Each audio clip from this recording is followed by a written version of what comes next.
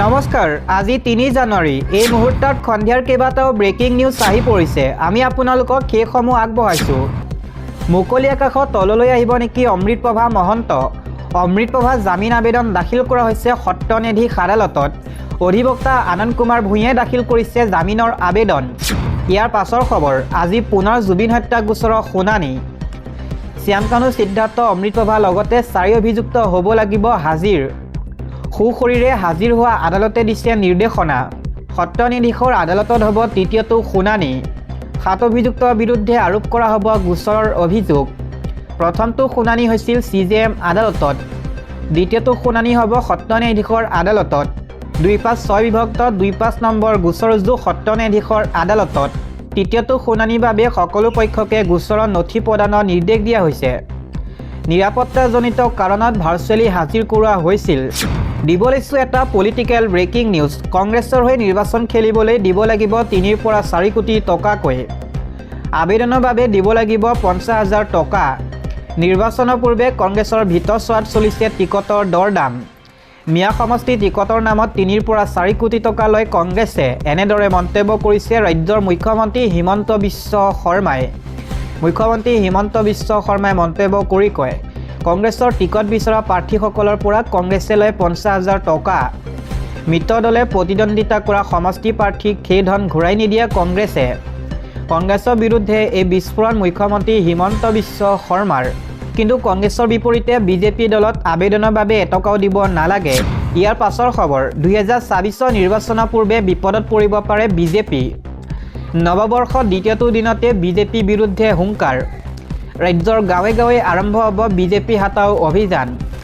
BJP বিৰুদ্ধে এক গৰ্জন ৰাজ্য জাতীয় সংগঠনৰ জনজাতিকৰণৰ পৰা বঞ্চিত কৰাৰ বাবে বিজেপি বিৰুদ্ধে এই হুংকাৰ প্ৰদান কৰা হৈছে বিজেপি বিৰুদ্ধে এনেধৰণে গৰজি উঠিল আক্ৰাছু সংবাদমেল সম্বোধন কৰি কেইবাটাও বিস্ফোৰক মন্তব্য কৰিছে আক্ৰাছুৱে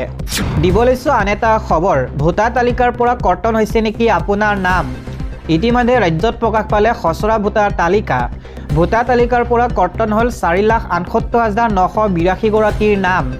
আপোনাৰো নাম কৰ্তন হৈছে নেকি ভোটাৰ তালিকাৰ পৰা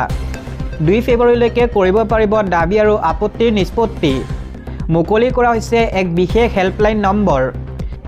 1950 নম্বৰত দিব পাৰিব অভিযোগ নিৰ্বাচন আয়োগৰ ৱেবছাইটত চাব পাৰিব খচৰা ভোটাৰ তালিকাত পুৰুষ ভোটাৰ 1,25,72,583 গৰাকী আনহাতে মহিলা ভোটাৰৰ সংখ্যা হৈছে 1,26,80,662 গৰাকী খচৰা ভোটাৰ তালিকাত অন্যান্য ভোটাৰ 389 গৰাকী আন এটা খবৰ উচ্ছেদৰ অৰ্তনাদ সমগ্ৰ অঞ্চল ঘেৰাও কৰিছে প্ৰশাসনে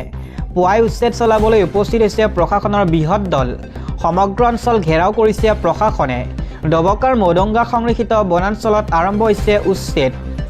5,500 বিঘা ভূমিৰ ঘৰ দুৱাৰ চুৰমাৰ কাটি দিয়া হ'ল গছ 1250টা পৰিয়ালৰ ঘৰ ভঙা কাৰ্য আৰম্ভ কৰিছে হুজে প্ৰশাসনে পুতি পেলোৱা হ'ল মাছ পোহা পুখুৰী ঘৰ দুৱাৰ হেৰুৱাই পথৰ দাঁতিত আশ্ৰয় লৈছে উচ্ছেদিতই 53খন বুলডোজাৰে আৰম্ভ হৈছে উচ্ছেদ অভিযান দিব লৈছোঁ আন এটা খবৰ জুবিন গাৰ্গৰ চাৰ্জশ্বিট ভাইৰেল কৰাসকল যাব লাগিব জেললৈ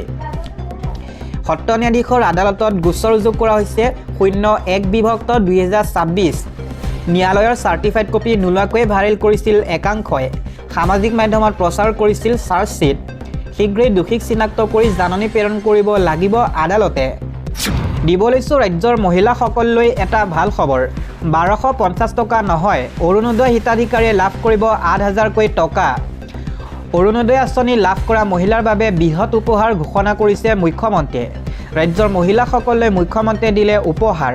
এইবাৰ কোনো মহিলাই লাভ নকৰে অৰুণোদয় আঁচনিৰ 1250 টকাকৈ কিয়নো প্ৰতিগৰাকী অৰুণোদয় হিতাধিকাৰীয়ে 1250 টকা বিপৰীতে পাব 8,000কৈ টকা ফেব্ৰুৱাৰী মাহৰ 20 তাৰিখে লাভ কৰিব চৰকাৰৰ এই ধনৰাশি বহাগ বিহু পূৰ্বে লাখ লাখ মহিলাই লাভ কৰিব চৰকাৰৰ এই উপহাৰ দিব লৈছোঁ আন এটা পলিটিকেল ব্ৰেকিং নিউজ নিৰ্বাচনত বিজেপি স্বেচ্ছাচাৰী শাসন ৰাইজে ওফৰাই দিব এই মন্তব্য সাংসদ গৌৰৱ গগৈ 2024 বিধানসভা নিৰ্বাচনৰ যুদ্ধখন কোনো ৰাজনৈতিক দলৰ মাজত নহয়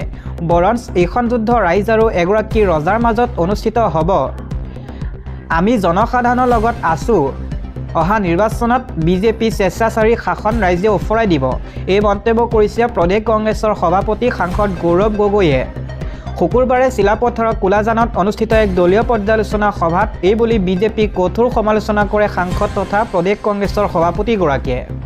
উল্লেখযোগ্য যে কোলাজানৰ হোটেল হাৱেত আয়োজিত দলীয় পৰ্যালোচনা সভাখনত ধেমাজি জিলাৰ আনটা ব্লক কংগ্ৰেছৰ নেতৃবৰ্গ আৰু পৰ্যবেক্ষক সকলে অংশগ্ৰহণ কৰে জিলা কংগ্ৰেছৰ সভাপতি তিলক ফুকনৰ সভাপতিত্বত অনুষ্ঠিত হোৱা সভাখনত প্ৰদেশ কংগ্ৰেছৰ উপসভাপতি ঘন বুঢ়াগোহাঁইকে ধৰি প্ৰদেশ কংগ্ৰেছৰ কেইবাগৰাকীও উপসভাপতি সম্পাদককে ধৰি যুৱ আৰু মহিলা কংগ্ৰেছৰ নেতৃবৰ্গই অংশগ্ৰহণ কৰে আন এটা খবৰ BCCI লৈছে কঠোৰ সিদ্ধান্ত IPLত নিষিদ্ধ কৰা হৈছে বাংলাদেশী খেলুৱৈ পাকিস্তানৰ পাছত এবাৰ বাংলাদেশৰ বিৰুদ্ধে কঠোৰ হ'ল BCCI ভাৰতৰ সৈতে বাঢ়ি অহা সংঘাতৰ পাছতো IPLত নিষিদ্ধ হ'ল বাংলাদেশৰ খেলুৱৈ শেহতীয়াকৈ ভাৰতীয় ক্ৰিকেট নিয়ন্ত্ৰণ বৰ্ডৰ সচিব দেৱজিৎ শইকীয়াই IPLৰ ফ্ৰেঞ্চাইজ কলকাতা নাইট ৰাইডাৰ্ছক বাংলাদেশী খেলুৱৈ মুস্তাফিজুৰ ৰহমানক মুকলি কৰি দিবলৈ নিৰ্দেশ দিছে ইফালে মুস্তাফিজুৰ ৰহমানক ক্ৰয় কৰাৰ বাবে বলিউডৰ ছুপাৰষ্টাৰ তথা KKRৰ স্বত্বাধিকাৰী শ্বাহৰুখ খানক তীব্ৰ সমালোচনাৰ বলি হৈছে বাংলাদেশৰ বেগী বলাৰগৰাকীক দলত অন্তৰ্ভুক্ত কৰাক লৈ বিতৰ্ক অব্যাহত থকাৰ মাজতে BCCI এই বিষয় সন্দৰ্ভত ব্যৱস্থা গ্ৰহণ কৰিছে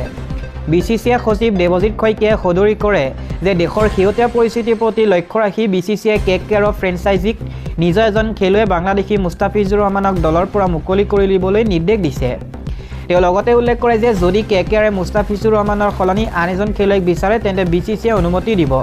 উল্লেখযোগ্য যে বাংলাদেশৰ হিন্দু সংখ্যালঘুৰ ওপৰত সংঘটিত হিংসাত্মক ঘটনাৰ পাছতে বাংলাদেশী খেলুৱৈক লৈ বিতৰ্কৰ সূত্ৰপাত হৈছিল তাৰ পাছতে এই সিদ্ধান্ত গ্ৰহণ কৰে BCCI বিগত ডিচেম্বৰ মাহত IPL 2026ৰ বাবে খেলুৱৈ মিনি নিলাম অনুষ্ঠিত হৈছিল এই সময়ছোৱাত KKRৰ নিজৰ দলত মুস্তাফিজুৰক ক্ৰয় কৰিছিল শ্বাহৰুখ খানৰ মালিকানাধীন KKRে মুস্তাফিজুৰক ক্ৰয় কৰিবলৈ 9.20 কোটি টকা খৰচ কৰিছিল KKR আৰু চেন্নাই ছুপাৰ কিংছৰ মাজত মুস্তাফিজুৰ ক্ৰয় কৰিবলৈ প্ৰতিযোগিতা চলিছিল আৰু শেষত KKRে এই বাংলাদেশী খেলুৱৈগৰাকীক ক্ৰয় কৰা সফল হৈছিল